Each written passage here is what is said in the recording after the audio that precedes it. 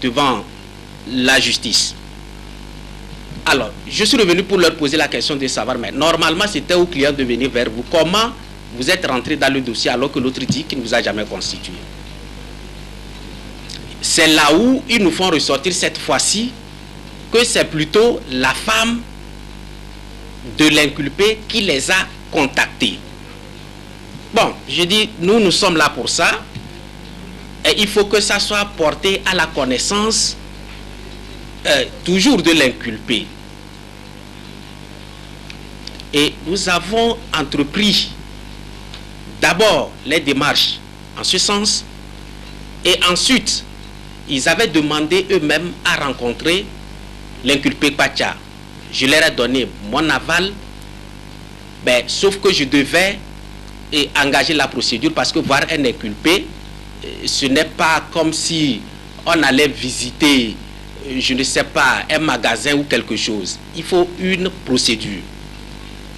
Alors, nous étions là quand j'ai appris des déclarations sur des chaînes internationales, suivies d'une conférence tapageuse.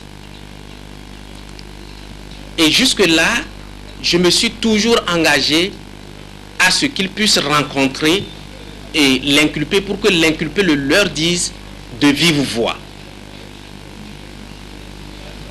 Mais quelle ne fut ma surprise de constater qu'avant même que j'aille prendre un contact avec l'inculpé pour voir sa disponibilité à les recevoir, parce qu'il a dit qu'il ne veut pas les voir.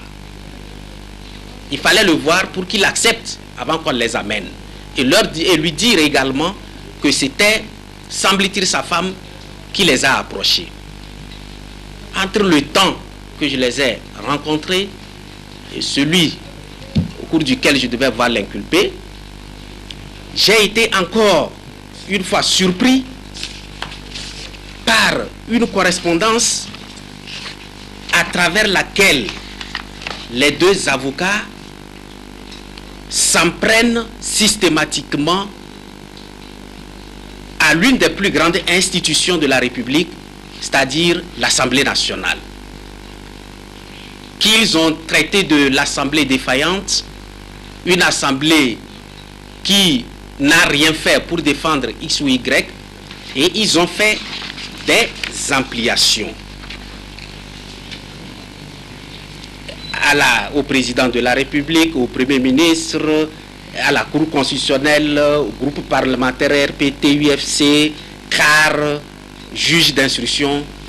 Et là, j'ai compris tout de suite que ces avocats n'ont pas du tout fait preuve de professionnalisme et ces avocats manquent de sérieux. Néanmoins, je suis allé jusqu'au bout et j'ai approché l'honorable député pour lui dire que les deux avocats souhaitaient le rencontrer et que par ailleurs, ces avocats ne se sont pas levés de leur propre chef pour rentrer dans le dossier, mais qu'ils étaient plutôt approchés par son épouse. Là encore, c'était comme un coup de massue que j'avais donné dans son dos. Il a pris sa tête entre ses deux mains, il a pris un temps pour respirer et tout de suite, il a demandé un bic et un papier.